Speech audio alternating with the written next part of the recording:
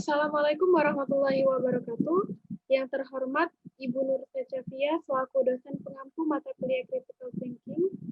Baiklah, kami dari kelompok 6 akan mempresentasikan salah satu materi dalam mata kuliah Critical Thinking, yaitu egosentrisme. Adapun anggota dari kelompok 6, yang pertama ada saya sendiri, Anissa Fitri, dengan NIM 103220028. Ada Alessi Tinjak dengan NIM 103220011.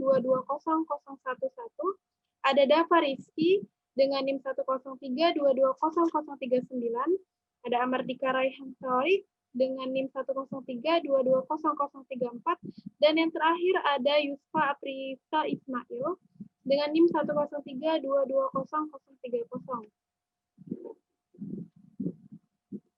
Sebelum kita memasuki pembahasan yang lebih dalam terkait egosentrisme, maka hal yang perlu kita pahami bersama adalah apa itu egosentrisme dan bagaimana konsepnya. Ini dia rekan-rekan semua. Egosentrisme adalah kecenderungan individu memberikan perhatian yang berlebihan terhadap dirinya sehingga menganggap dirinya yang paling penting dan tidak peduli dengan dunia di luar dirinya.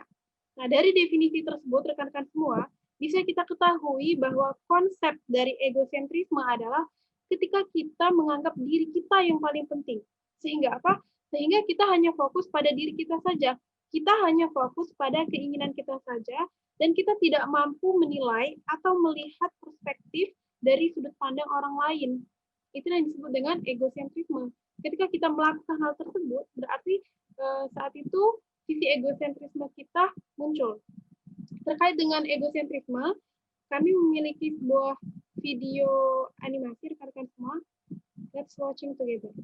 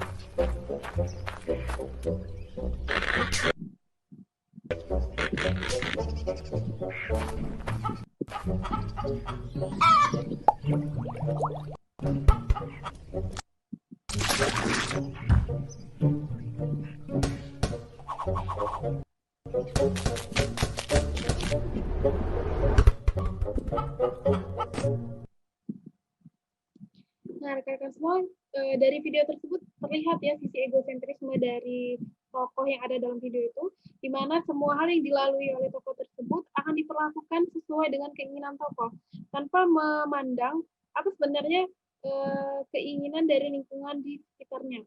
Jadi seperti itulah yang disebut dengan egosentrisme. Kita hanya memikirkan dan melakukan apa yang kita inginkan. Jadi ketika kita menginginkan ini, maka saya akan melakukan ini dan orang-orang di sekitar saya juga harus seperti itu. Nah, itulah konsep dari egosentrisme. Tentunya yang harus kita pahami bersama juga bahwa setiap individu itu memiliki sisi egosentrisme. Baik itu anak-anak, remaja maupun dewasa. Nah, untuk itu kita akan mengenal lebih dalam apa sih perbedaan egosentrisme antara anak-anak, remaja maupun dewasa.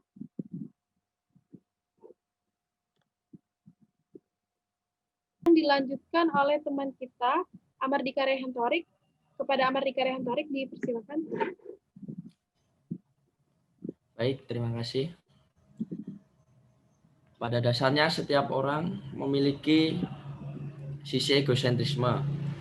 Anak-anak, remaja, atau bahkan orang dewasa sekalipun seringkali terjebak dalam sisi egosentrisme. Saat ini kita akan lihat perbedaan karakteristik egosentrisme pada anak-anak, remaja, dan dewasa. Seperti yang tampak pada slide, karakteristik egosentrisme pada anak-anak yang mendominasi adalah rasa tidak pernah cukup dan tidak mau kalah.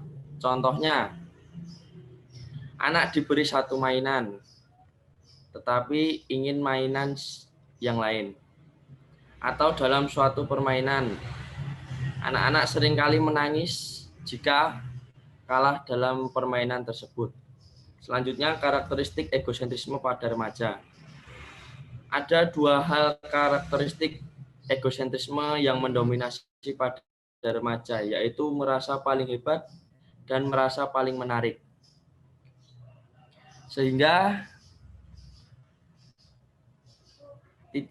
remaja tersebut tidak mau disalahkan dan tidak mau dinasihati. Dan yang terakhir, karakteristik egosentrisme pada orang dewasa. Ada dua hal egosentrisme yang mendominasi, yaitu merasa paling benar dan merasa paling bijak. Sehingga dalam hal ini orang dewasa tidak mau disalahkan dan merasa paling benar. Semua hal tersebut dapat kita jumpai dengan mudah dalam kehidupan sehari-hari. Sekian, terima kasih. Baiklah, selanjutnya rekan-rekan, kita akan mengenal lebih dalam terkait jenis-jenis egosentrisme saat berpikir. Dalam hal ini akan dijelaskan oleh teman kita, Dava Rizky. Kepada Dava Rizky, dipersilakan. Egosentrisme memiliki beberapa jenis. Yang pertama ada egosentrisme ingatan. Hanya memikirkan sesuatu yang mendukung pemikiran kita. Contohnya, saat pemilihan ketua angkatan, kita tidak mengakui kualitas dari visi misi salah satu kandidat karena kandidat tersebut pernah melakukan kesalahan atau keburukan kepada kita, sehingga kita hanya mengingat keburukan dan kesalahan saja tanpa memandang kelebihan dan kualitas program-program yang dirancangkan oleh kandidat yang tidak disukai.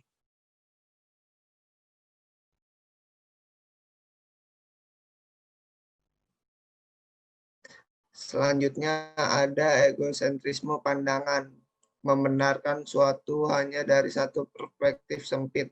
Contohnya, ketika kita telah membuat janji atau kesepakatan dengan teman, lalu teman kita tersebut tidak bisa menepati janji atau kesepakatan yang dibuat tanpa mau mendengarkan penjelasan dari teman kita, kita langsung menyimpulkan atau membenarkan bahwa teman kita itu orang pemalas atau tidak bertanggung jawab.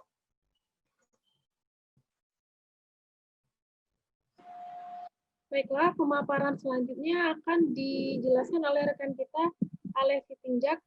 Kepada Alef, dipersilakan. Egosentrisme kebenaran tunggal, yaitu kecenderungan menganggap bahwa dirinya mengetahui segalanya. Contohnya yaitu selalu membenarkan pendapat pemikiran diri sendiri karena merasa bahwa dirinya yang paling benar dan mengetahui segalanya.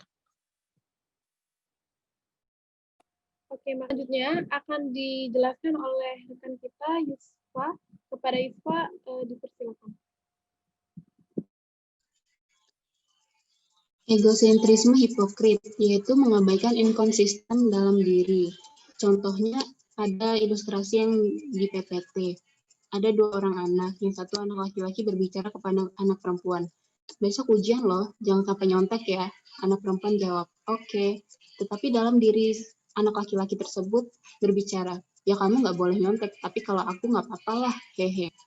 Orang lain tidak boleh menyontek saat ujian, tapi kita sendiri boleh menyontek saat ujian. Penerapan standar yang berbeda untuk orang lain dan untuk diri sendiri.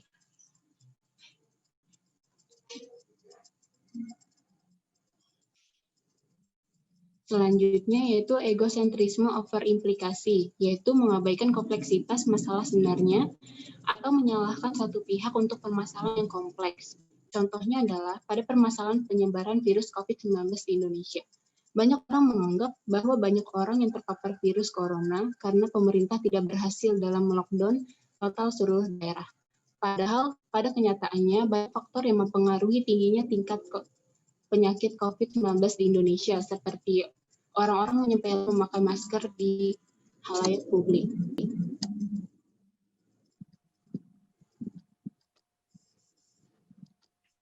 Baiklah teman-teman, selanjutnya kita beranjak pada materi pengaruh egosentrisme terhadap proses berpikir berdasarkan standar berpikir kritis.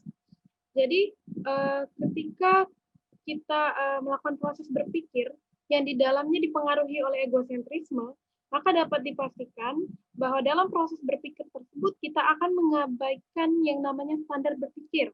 Contohnya, ketika kita berpikir mengenai pemilihan ketua angkatan, pada saat itu kita tidak menyukai salah satu pasangan calon dari ketua angkatan yang mencalonkan diri. Nah, pada saat itu kita tidak mau mencari informasi mengenai pasangan calon yang tidak kita sukai. Jadi kita hanya mencari informasi terkait pasangan calon yang kita sukai saja. Nah, dalam hal itu, dalam proses berpikir tersebut kita sudah dipengaruhi oleh egosentrisme. Karena apa? Karena kita mengedepankan keinginan kita yang hanya ingin mencari informasi terkait pasangan calon yang kita sukai, sedangkan pasangan calon yang tidak kita sukai, kita tidak mau mencari informasinya. Nah, dalam hal tersebut sudah jelas kita telah mengabaikan salah satu dari standar berpikir, yaitu standar berpikir fairness atau keadilan. Contoh lainnya misalnya dalam mengerjakan tugas kelompok. Nah, pada saat itu kita menyampaikan ide kita atau pendapat kita. Karena saat itu kita dipengaruhi oleh egosentrisme, maka kita menganggap bahwa diri kita adalah yang paling cerdas, diri kita adalah yang paling menguasai materi atau yang paling mengetahui terkait materi itu, sehingga ketika teman kita mengatakan atau memberikan saran bahwa pernyataan kita atau ide kita itu tidak relevan misalnya dengan materinya, atau ide kita itu tidak atau pendapat kita itu sumbernya itu belum jelas kayak gitu. Tapi kita tidak mau menerima pendapat dari teman kita itu. Kita menganggap bahwa ide saya atau pendapat saya itu sudah relevan, sudah benar, dan sudah akurat seperti itu. Jadi kita mengabaikan standar-standar berpikir kritis ketika dalam proses berpikir kita itu dipengaruhi oleh egosentrisme.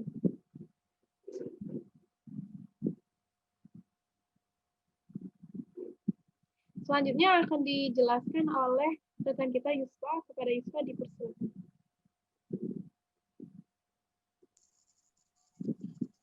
Mengurangi pengaruh egosentrisme pada proses berpikir. Yang pertama yaitu pada anak-anak. Pertama, perbanyak kegiatan bersosialisasi. Yang kedua, ajarkan anak bersosialisasi. Karena pada umumnya, anak yang tidak pernah bersosialisasi cenderung memiliki sifat yang egois. Karena mereka tidak tahu pentingnya berbagi terhadap sesama. Oleh sebab itu, ajarkan anak sejak dini untuk bersosialisasi dan untuk berbagi terhadap sesama yang membutuhkan. Yang ketiga yaitu ajarkan anak berusaha untuk mendapatkan sesuatu. Contohnya seperti jika dia ingin membeli suatu barang, maka dia harus menabung terlebih dahulu untuk mendapatkan barang tersebut.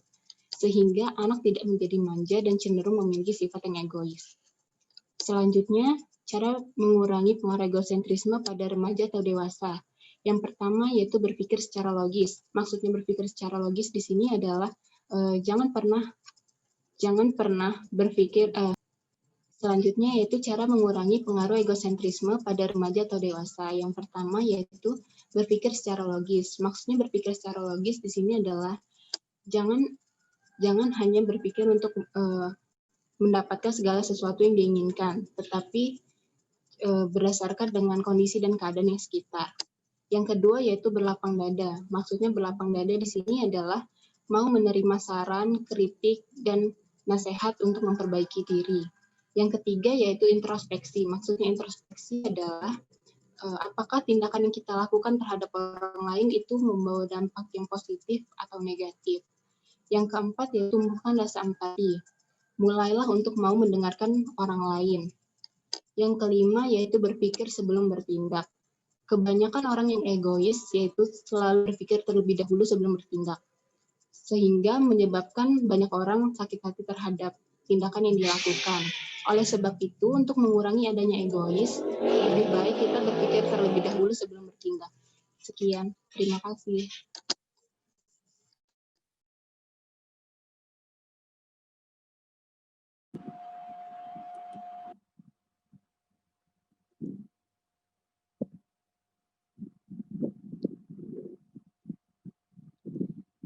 Baiklah rekan-rekan semua, itulah pemaparan materi dari kelompok 6 terkait egosentrisme. Semoga bisa dipahami oleh kita semua dan semoga bisa menambah pemahaman kita mengenai materi egosentrisme. Kami dari kelompok 6 memohon maaf apabila ada salah kata dan kekurangan. Kami akhiri. Wassalamualaikum warahmatullahi wabarakatuh.